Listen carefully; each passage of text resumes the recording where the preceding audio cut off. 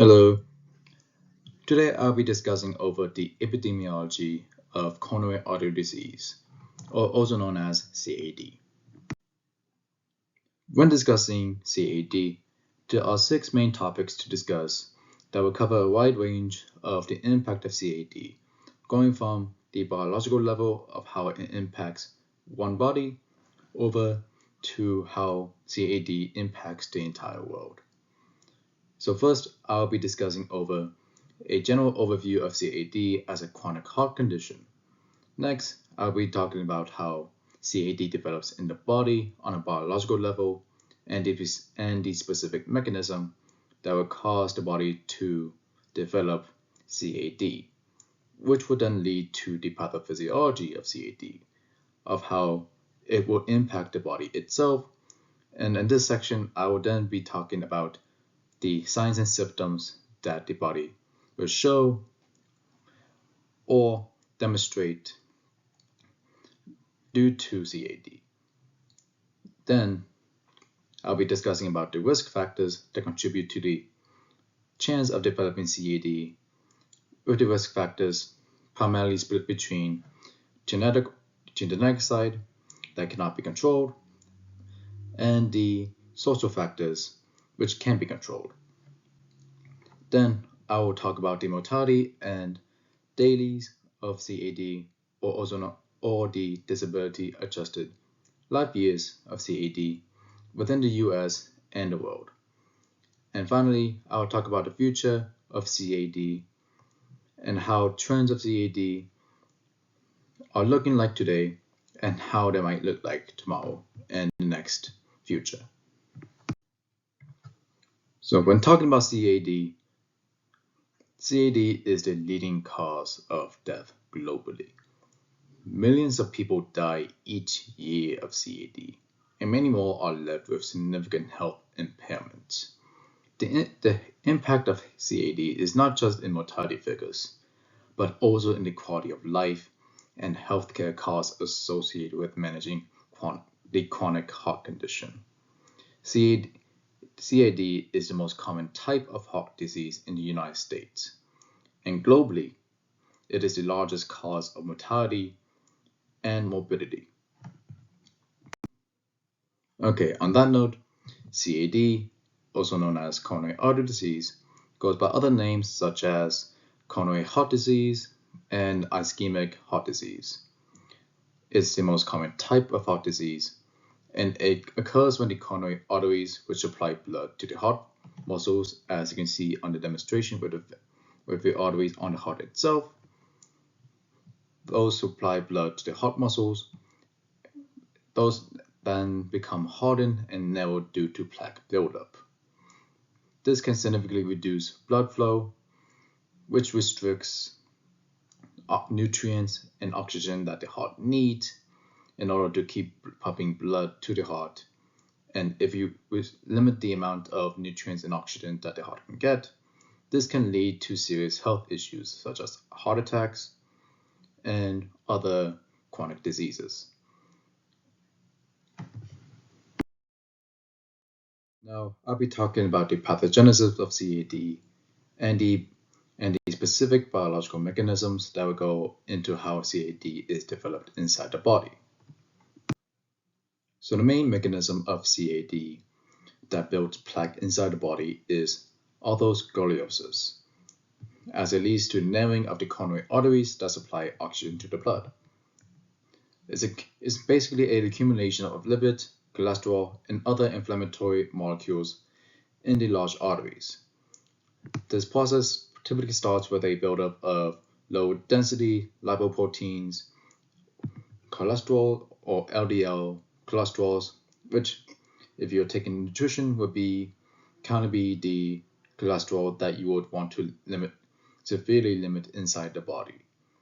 And so the one thing about LDL cholesterol and why you would want to have a lot of them is that they can be easily modified to have adhesion qualities to monocytes, such as macrophages.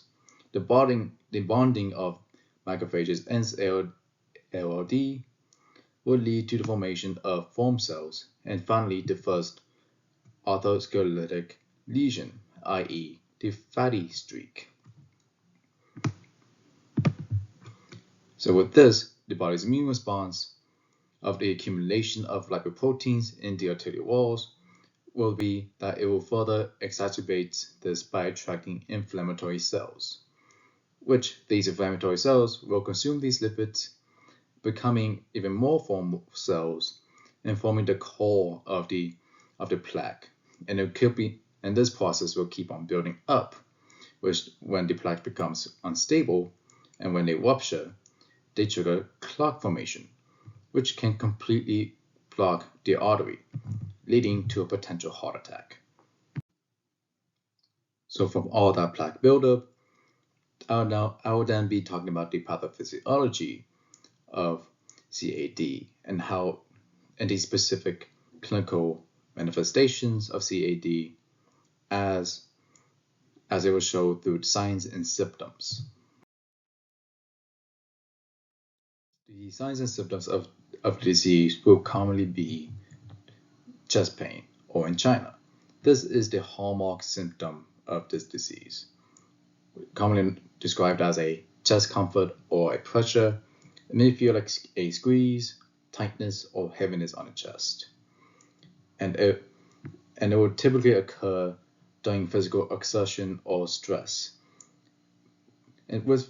But this can be relieved by rest or medication. Another symptom would be shortness of breath, as CAD reducing blood flow to the heart muscles. This will result in a decreased oxygen supply to the body, which would then lead to the shortness of breath, especially during physical activity or even just lying flat, which then also lead to another symptom, which is fatigue, as reduced blood flow can also just lead to a feeling of tiredness, even with minimal physical activity. Other symptoms would be weakness, lightheadedness, or cold sweat.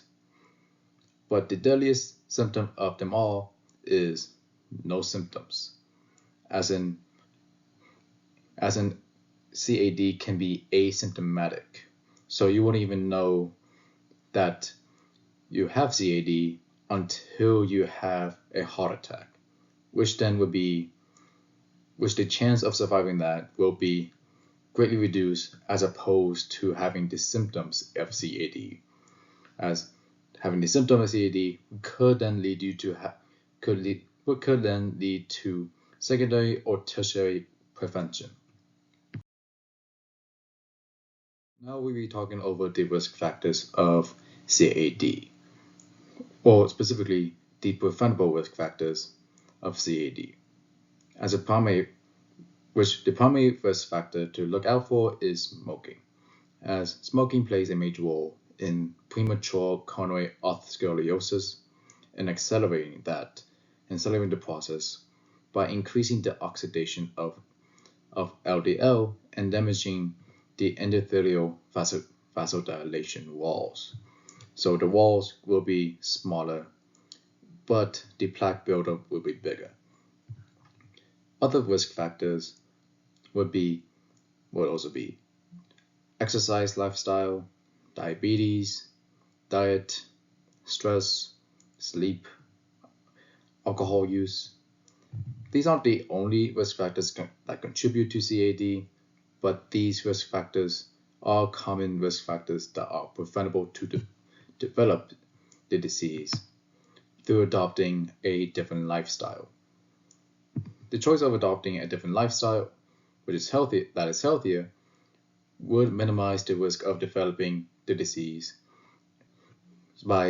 which can be done by incorporating exercise, healthy foods that contain less saturated fats, and limiting smoking, as these will be the main ways to not have CAD.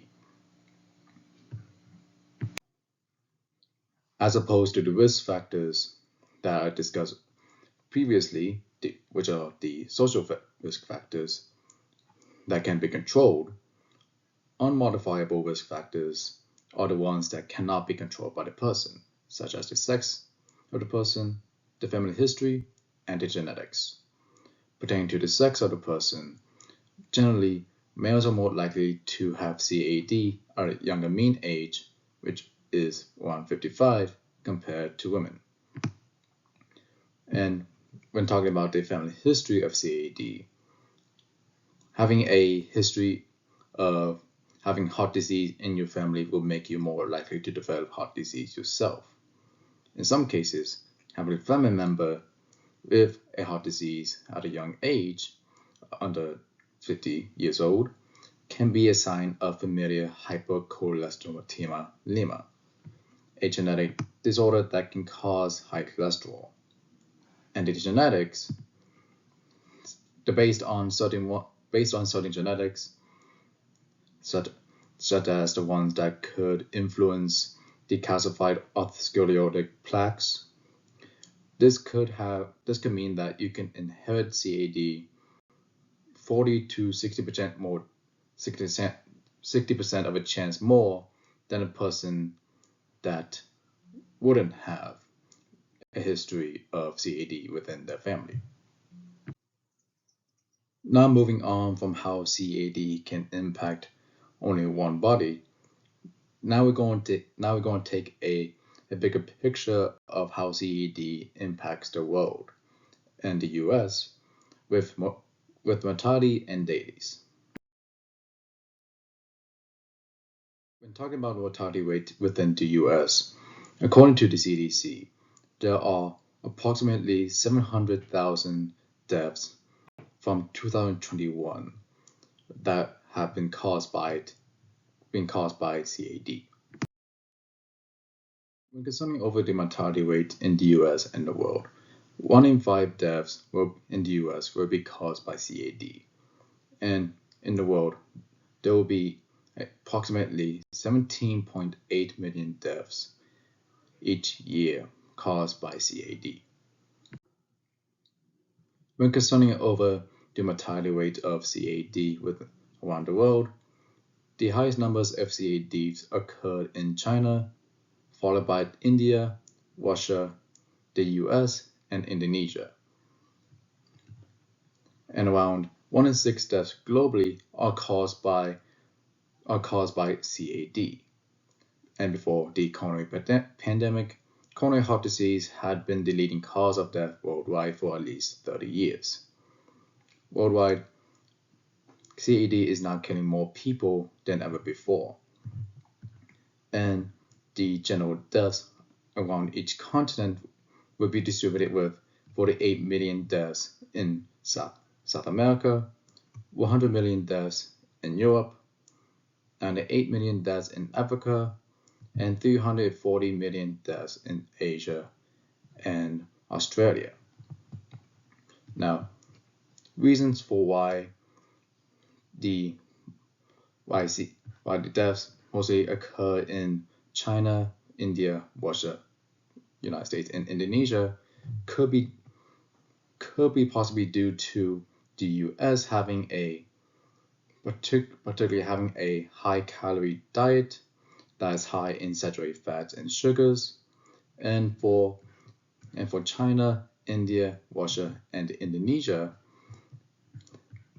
could be due to rapid urbanization and tobacco use, as urbanization will cause an increase of sedentary lifestyle and greater availability of processed foods, which contribute to risk factors like obesity and diabetes.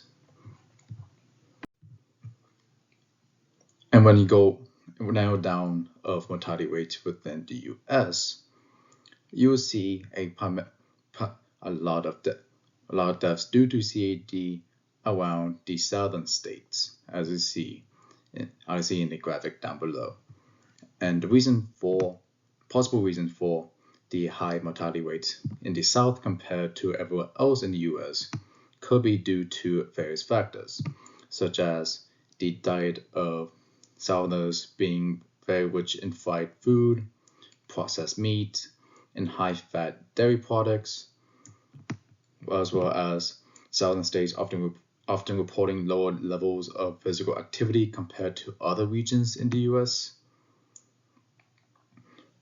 As as within these states, it is the cultural norm of it being like generally rural, will limit walkability, and there'll be a greater reliability or greater dependence on driving everywhere as opposed to walking or commuting.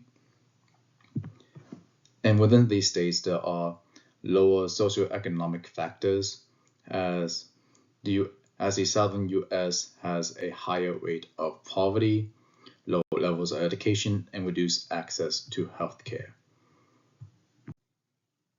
And when going away from the mortality rate into dailies or the disability adjusted life years, you will see that 20.5 million US adults have CAD and 129 million adults globally have CAD, as according to the World Health Organization.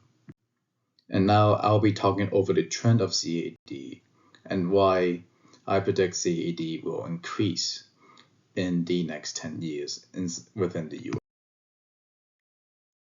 So the main reasons why I believe CAD will increase in the US will be primarily down to two reasons.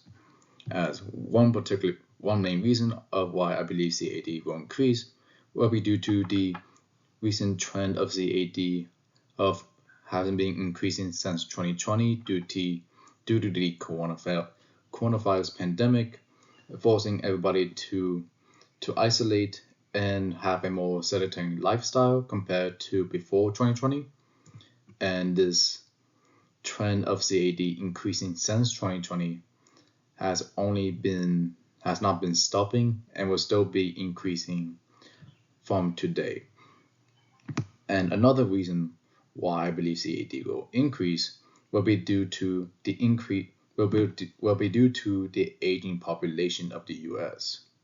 As people age, the risk of developing CAD increases due to the cumulative effects of wear and tear on the cardiovascular system and the heart, as a person's metabolism and homeostasis kind of slowly deteriorate after they reach the age of 30. And other factors will include increased risk factors of obesity and diabetes, as these have also been increasing, and these risk factors will contribute to CAD. Anyways, on that note, I want to say thank you for watching my presentation over the epidemiology of CAD, and I want to know if you guys have been counting how many times I've been saying CAD over this entire video.